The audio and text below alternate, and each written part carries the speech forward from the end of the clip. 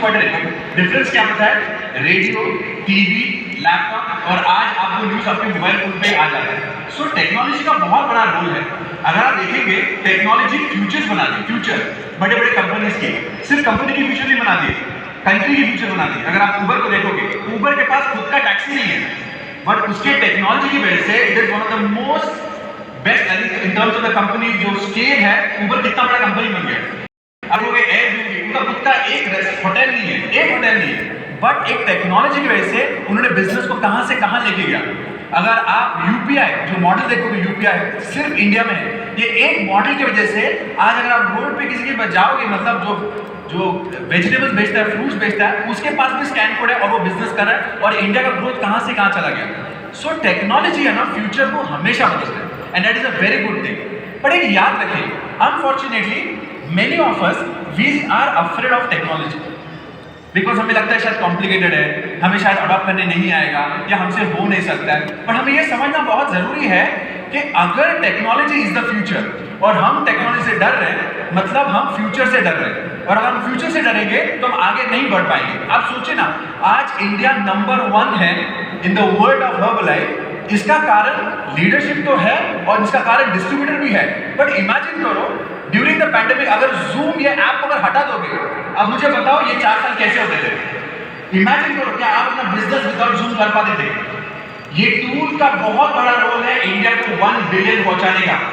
And अगला 2 साल, 3 साल, 4 साल में भी बहुत सारे ऐसे टूल्स आएंगे, जैसे वो अडॉप्ट करना शुरू करोगे, 2 बिलियन पहुंचना बहुत आसान होगा। आप में से कितने लोगों को याद है कि जब बैंकिंग के ऐप से निकल जाएगी, फोटोज डालना है, कोई गलत इस्तेमाल तो नहीं करेगा। बट क्या आज मैं अगर अभी पूछूं कि कितने लोग आज फेसबुक पर हैं, कितने सारे लोग हैं। सो हम जब हाई टेक और हाई टच की बात करते हैं, मैं एक एग्जाम्पल देना चाहती हूँ। जब मैंने भी पहली बार फेसबुक ज्वाइन किया था तो थोड़ा डर लग रहा था, बहुत सारे अलग अलग ओपिनियन थे। लेकिन जैसे मैंने अपना स्कूल डाला और कॉलेज डाला, और कैसे ऑटोमेटिकली बहुत सारे ऐसे पुराने दोस्त जिनके नंबर्स भी नहीं थे, वो आपके साथ कांटेक्ट में आए। क्या आपके साथ हुआ? एंड मैं इतनी एक्साइटेड हुई फिर वो टूल से। एंड अभी भी मैं आपको बताऊँ दैट हर रोज़ है ना, मुझे कम से कम 4 से 5 नोटिफिकेशन आते हैं अबाउट बर्थडेज। कुछ मेरे दोस्त होते हैं, फ्रेंड्स, फैमिली, डाउनलाइंस।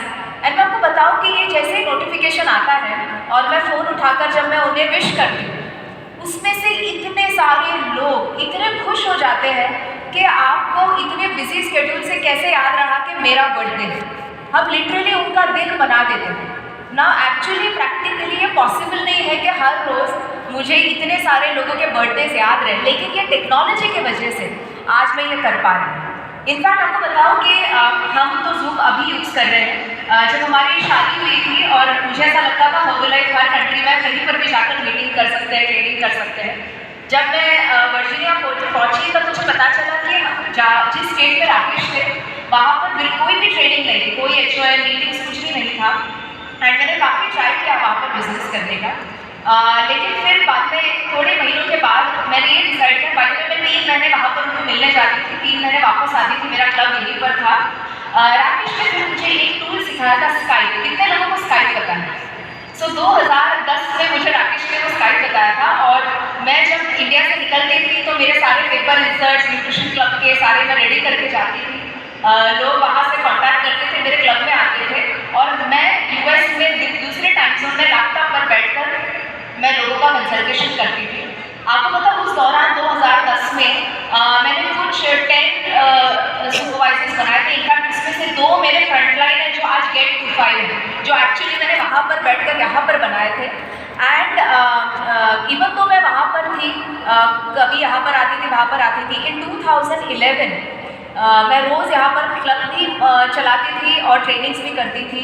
US में बैठकर मैंने इंडिया में 10 स्टोन अचीव किया था। सोचिए, ये मैं टेक्नोलॉजी की वजह से कर पाई थी। इनफैक्ट 2020 में आप सभी को पता है, पैंडेमिक के दौरान इनफैक्ट हम वहाँ पर अटक चुके थे। हम गए थे ऑनर्स के लिए, लेकिन क्योंकि हमारी बेटी का पासपोर्ट अमेरिकन है, उसको इंडिया अलाउ नहीं कर रहे थे, तो हम 1 साल तक वहाँ पर अटके हुए थे। आप सोचिए कि अगर टेक्नोलॉजी नहीं होती थी। इनफैक्ट जब 22 मार्च को जब अनाउंस हुआ कि लॉकडाउन हो रहा है, तो हमें ऐसा लगा कि हमारे लोगों को तो ये लगेगा कि मेंटर्स भी नहीं है, स्पॉन्सर्स भी नहीं, और भी डर जाएंगे। तो मैंने राकेश को बोला कि राकेश हमें पहले ये करना है कि लोगों को शॉक में नहीं डालना है। So what will do is will do a meeting, मेरी नॉन प्रेस्टिंग लाइन के साथ मैंने मीटिंग की, 500 लोग थे उसमें, और मैंने सबको यही बोला कि ये ट्राइंग टाइम्स है, हम इससे निकल जाएंगे। लकीली हम ऑलरेडी 3-4 सालों से जूम का इस्तेमाल कर रहे थे। सो हमारे ऑर्गेनाइजेशन में जूम ऑलरेडी लोगों को पता था, बिकॉज क्लब एक्सपैंड हो रहे थे दूसरे सिटीज़ में, क्लब मीटिंग्स हम ऑलरेडी जूम पर कर रहे थे। क्योंकि 500 लोग थे और मैंने उनको कहा 24 तारीख को मैं यहाँ से यूएस में बैठकर मैं आपके लिए हेल्थ टॉक करूँगी, आप बस लोगों को लेकर आइए। तो 500 लोग थे, तो मैंने सबको टारगेट किया कि आप 20 लोगों को लेकर आए, हम 10,000 लोगों की मीटिंग करेंगे। And everybody was excited. और मैंने वो कॉल बंद किया, जूम कॉल, और राकेश मुझे देख के बोलता है तो कौन से प्लेटफॉर्म पर 10,000 लोगों को लेकर आ रहे हैं?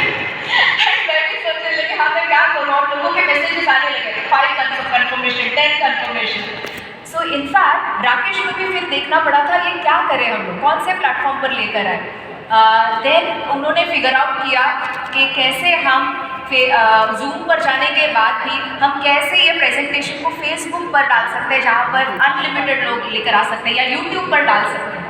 तो सोचिए दैट हमारे ट्राइंग टाइम्स में इवन तो हम 1 साल वहाँ पर थे, आपको पता है in first 4 months of pandemic हमने 4000 PC IDs with 70 volumes create किए थे यूएस में बैठकर इन डिफरेंट टाइम्स में। Isn't that amazing? So, as she said, technology because simple था इस्तेमाल करने के लिए हम ये कर पाए। अगर टेक्नोलॉजी डिफिकल्ट होता तो शायद हम इसको इम्प्लीमेंट ही नहीं कर पाते। The beauty of Herbalife company and the corporate कि उन्होंने आज तक जो भी टूल्स हर्बलाइफ डिस्ट्रीब्यूटर के लिए लाया है, उनके लिए उन्होंने हर्बलाइफ डिस्ट्रीब्यूटर के बारे में सोचा है कि यार ये ऐसे लोग हैं जिनके लिए बहुत ही सिंपल टूल करना पड़ेगा। And that's why the beauty of our technology and मैं टूल्स आपके साथ थोड़ी देर में शेयर करूंगा, it is all simple. Now tools का मतलब क्या है? टूल्स मतलब हर चीज। आज जैसे मैंने आपको स्टोरी शेयर की, मुझे स्नेह ने कनाडा स्कैन मशीन में खड़ा किया, वो भी एक टूल ही था। इमेजिन करो शायद अगर स्नेह ने कनाडा स्कैन नहीं इस्तेमाल किया होता, मैं शायद बॉडी एज देखता ही नहीं था, बिकॉज बॉडी एज करके पैरामीटर उसी टूल में था और तो टूल में था ही नहीं। क्या पता था कि बिजनेस ज्वाइन भी नहीं करता था, बिकॉज वेट तो मुझे पता था मेरा 95 kg है, बट एक टूल की वजह से, वो पैरामीटर की वजह से मेरा सोच बदल गया। मुझे लगा यार ये क्या है, and that's why I joined Herbalife and then जो पूरा जो जर्नी शुरू हो गया। So tools play very important role, but having the right tools even more important. आप देखिए एक चाकू से, अगर एक चाकू शेफ को दोगे ना वो अच्छा खाना बनाएगा, पर वही चाकू अगर आपने टेररिस्ट को दे दिया ना वो कुछ और करेगा। तो प्रॉब्लम है ना, कभी टूल का नहीं होता है, जो आदमी इसको इस्तेमाल करता है उससे फर्क पड़ता है। So tool is very important and how you use it, where you use it, that's the most crucial part. In fact मैं यहाँ पर ऐड करना चाहूँगी, हम में से कितने सारे लोगों के घर पर आज किचन टूल्स हैं, जैसे मिक्सर ग्राइंडर है, रेफ्रिजरेटर है, वॉशिंग मशीन है। आप अगर गाँव में भी जाएंगे ना, लोगों के घर पर ये होता है। लोग ये नहीं कहते कि मैं गाँव में हूँ तो मैं वॉशिंग मशीन कैसे इस्तेमाल करूँ, मिक्सर ग्राइंडर कैसे इस्तेमाल करूँ। तो अगर इसमें लोगों की लिमिटेशन नहीं है, तो जब हम हर्बलाइफ में नए डिजिटल टूल सिखाते हैं, हमारे पास उसकी भी लिमिटेशन नहीं होनी चाहिए। मैं आपको एक बात बताती हूँ, राकेश मेरे लाइफ में आने से पहले मेरा अपना ईमेल आईडी भी नहीं था, मुझे बिल्कुल कुछ नहीं आता था।